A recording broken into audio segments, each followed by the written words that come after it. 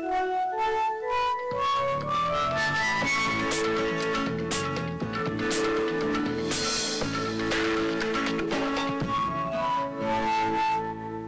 Estatuto do Idoso, sancionado em 2003, veio para ampliar os direitos dos cidadãos com mais de 60 anos, já previsto pela Lei de 1994, que instituiu a Política Nacional do Idoso. A exemplo do Estatuto da Criança e do Adolescente, o Estatuto do Idoso é mais um instrumento para a realização da cidadania de quem já entrou na chamada terceira idade. O idoso tem direito à liberdade, à dignidade, à saúde, a um meio ambiente de qualidade e cabe ao Estado, à sociedade e à família a responsabilidade pela proteção e garantia desses direitos. Agora, será que depois de quase 8 anos da sanção do Estatuto, os idosos estão sendo tratados com o devido respeito? Para debater o assunto, nós recebemos aqui no Fórum dessa semana Luiz César Fiuza, secretário executivo do Conselho dos Direitos do Idoso do Distrito Federal, e também Moacir Meirelles, secretário-geral da Confederação Brasileira de Aposentados e Pensionistas. Mas antes de dar início ao nosso debate, vamos assistir uma reportagem que a nossa equipe de jornalismo preparou sobre esse assunto. Vamos acompanhar. O envelhecimento é o reflexo do aumento da expectativa de vida. Uma pessoa que passa dos 60 anos é considerada idosa pela Organização Mundial da Saúde e entra também na chamada de terceira idade. No Brasil, os idosos representam mais de 8% da população, segundo o censo 2000 do IBGE. Para melhorar a qualidade de vida dessas pessoas, foi criado em 2003 o Estatuto do Idoso. O idoso ele tem assim, uma rede bastante grande de apoio e proteção que ele tem que conhecer no seu município, no seu estado, para buscar esse tipo de atendimento. Então, ele tem que procurar o Ministério Público da sua cidade, ele tem que procurar a Defensoria Pública, ele tem que procurar a Delegacia de Polícia. Nos municípios em que tem Conselho do Idoso, ele tem que ir lá fazer a denúncia, porque é um órgão competente para isso, mas ele tem que conhecer, para isso tem que ser divulgado. Os idosos até têm conhecimento, pelo menos o que frequento aqui, eu faço questão que eles levem o Estatuto e leiam, se não souber, peça a neto, a filho, para que eles saibam os seus direitos. Só que realmente eles sabem dos direitos, mas não sabem cobrar, porque vai cobrar a quem? Não tem um órgão que é realmente que a gente vá buscar essa ajuda.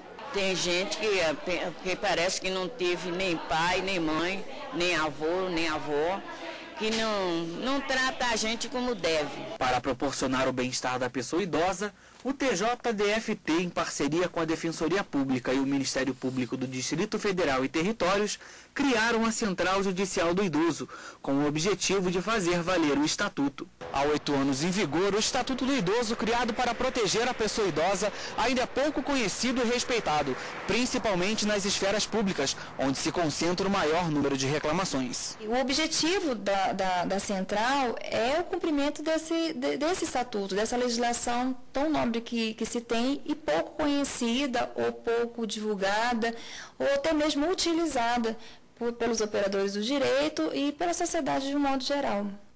Bom, o Estatuto do Idoso veio substituir a Política Nacional do Idoso. Eu acho que é uma unanimidade que tivemos avanços, não é? Foi uma melhoria a entrada do Estatuto do Idoso, não é verdade, Fiuza? É verdade. Nós temos um complexo de inferioridade atávico que nos leva sempre a dizer que uma lei ou uma medida, muitas vezes, institucional, isso não levou a nada. É evidente que nós temos muito que caminhar para podermos proporcionar aos idosos aquela série de direitos às quais você se referiu. Mas muitos avanços houveram. E é importante nós termos claro que o Estatuto do Idoso, ele decorre de uma aspiração da própria sociedade. A sua própria existência sugere uma demanda. Será que nós poderíamos pensar em Estatuto do Idoso em 1900? Mesmo em 1950? Até porque a população idosa no Brasil era muito pequena. A tendência hoje o Distrito Federal tem mais de 10% da população de idosos. Antes de 2030, nós já seremos mais de 20%. Então, existe uma demanda da própria sociedade por benefícios, por serviços direcionados ao idoso. E o Estatuto do Idoso veio nessa direção. Falta muita coisa ainda acontecer, mas nós já temos avanços. Nós temos aí a questão da gratuidade nos transportes públicos, nós temos a questão do critério de desempate em concurso público, por exemplo, por idade. Nós temos, por exemplo, benefício para aquele idoso acima de 65 anos, que sem renda alguma e sem poder ser provido pela família, ele tem direito a um salário mínimo.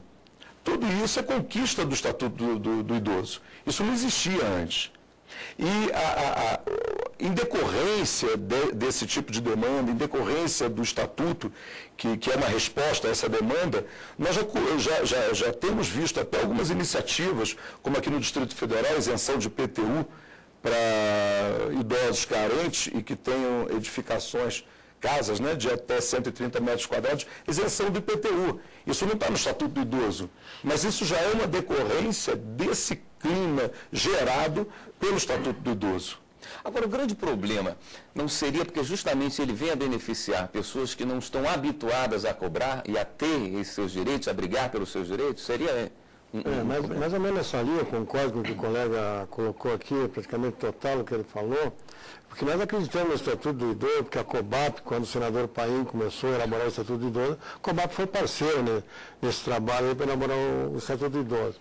O Estatuto do Idoso ele veio para garantir muitos direitos daquelas pessoas idosas.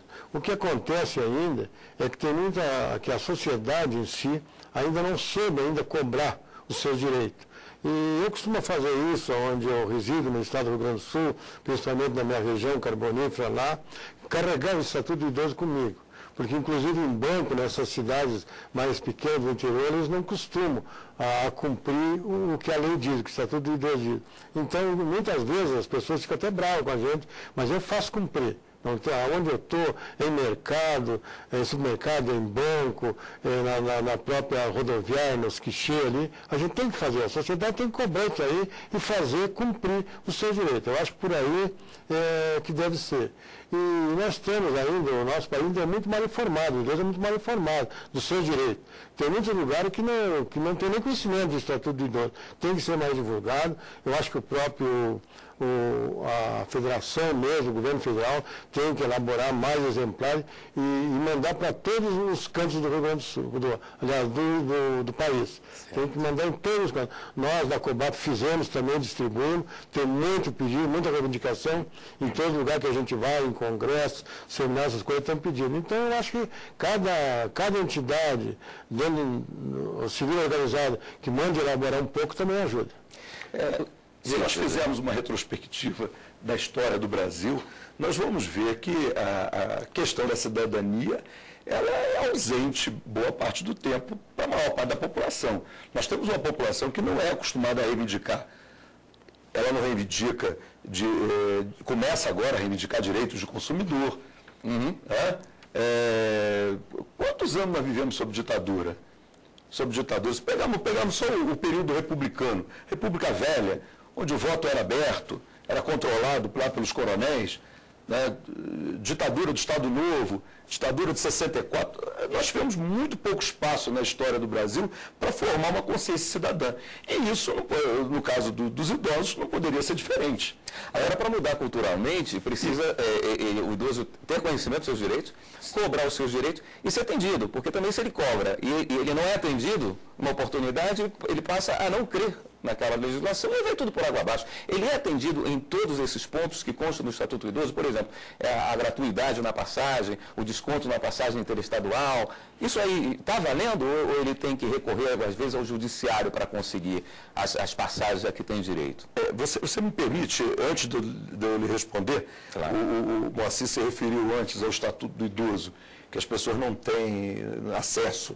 Para você ter uma noção, aqui no Conselho do Idoso do Distrito Federal, nesses últimos 15, 20 dias, eu recebi um ofício com papel timbrado, tá, do Estado do Amapá. Recebi um pedido via telefônico de um órgão, de alguém ligado, aí eu não anotei exatamente, né, porque foi pelo telefone, mas da Prefeitura de Belo Horizonte, pedindo se nós tínhamos algumas cópias que pudesse ceder.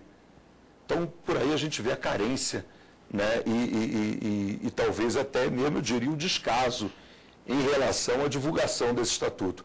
Agora, respondendo a sua pergunta, se ele é atendido, olha, William, isso eu acho que vai variar muito de lugar, né? Você vai ter localidades no interior do Brasil que você vai ter muito pouco a quem recorrer. Né? Eu já estive em localidades que, não só esses direitos, né? Nós estamos acostumados a ver na TV mostrando cidades do interior onde ninguém usa capacete, onde vão 4, 5 lá montados numa moto. Quer dizer, num lugar desses, onde uma coisa tão explícita quanto um indivíduo transitando com uma motocicleta, sem capacete, levando criança, levando mulher, filho, neto, se nem isso funciona, eu não vou acreditar que o estatuto esteja sendo cumprido. Mas eu acho que isso tem que ser um objeto de cobrança permanente. Por exemplo, se for aqui em Brasília, você tem a quem recorrer. Agora, você tem toda a razão quando foi falado, não, foi uma senhora ali na reportagem, quando falou, não sabia a quem recorrer. Exatamente. Não é que não tenha a quem recorrer. A própria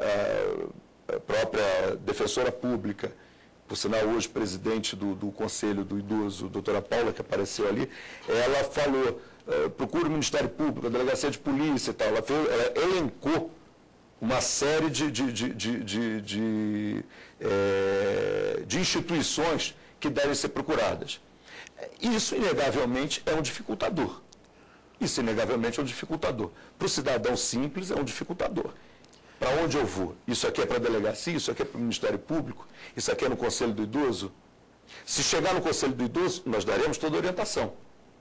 Né? Mas essa diversidade de órgãos que podem ser buscados realmente representa um dificultador. Mas, por exemplo, no nosso caso aqui do Distrito Federal, nós temos como prestar essa assistência. Essa situação do esclarecimento, até o Fiuza colocou uma coisa muito importante ali, tem que recorrer, claro, tem muitos que são mal informados, mas qualquer cidadão comum dentro da sociedade que vê a irregularidade, o maltratar o idoso, ele tem todo o dever de tomar as providências, claro. Ele mesmo ali. Isso aí que as pessoas têm que fazer. Eu acho que a sociedade civil organizada, o cidadão, tem que tomar parte disso aí para poder fazer valer mesmo. Porque eu acho que é um dos melhores projetos que teve hoje o Estatuto do Idoso. Só falta ser cumprido à risca ele. Porque aqui tem tudo dentro dele o que as pessoas necessitadas precisam, principalmente o idoso. Outra coisa, que o Fiuza falou, do requerimento lá do Amapá, coisa que ele falou, se a gente recebe muito telefonema de vereadores, de prefeitos, eu acho que eles têm que ajudar nisso aí. Eles também podem elaborar essas cartilhas para distribuir também. O senhor citou agora há pouco o senador Paulo Paim, do PT Gaúcho, né? Sim. Que faz um trabalho muito bom dentro dessa área. Como é que existe uma bancada do idoso no Legislativo, como tem dos agricultores, como tem dos evangélicos? Como é que é a representação de vocês? Não, não existe, eu vou te dar um exemplo, não existe. Se falar do idoso, mas a gente como dirigente da Federação dos Aposentados e Pensionistas de todo o país, a gente luta muito até para colocar uma bancada que defenda os aposentados e pensionistas. E a maioria dos aposentados e pensionistas são idosos, né? Então, a gente vê a dificuldade. Para a gente aprovar um projeto, é a maior dificuldade que tem. Mas, graças a Deus, nós temos o senador Paim que está sempre do nosso lado. Não é que ele esteja só do lado dos aposentados, dos pensionistas, ele está todo do lado daqueles mais desfavorecidos. Isso sempre ele está junto, e nós temos mais deputados, que nem o Arnaldo Faria de Sá, o Kleber Verde, e outros deputados, assim, é difícil a gente ter nome, porque a gente vai fazer injustiça e deixar alguns de fora. Mas os que pegam, mesmo que estão sempre do lado, é difícil. Eu ouvi falar da possibilidade de criação de um partido? A própria COBAP está tentando criar um partido, que é o PAI, o Partido de Pensionistas e Aposentados do Brasil, que é para tentar formar uma bancada mesmo do aposentado, para ver se há as condições melhores de reivindicar os nossos direitos.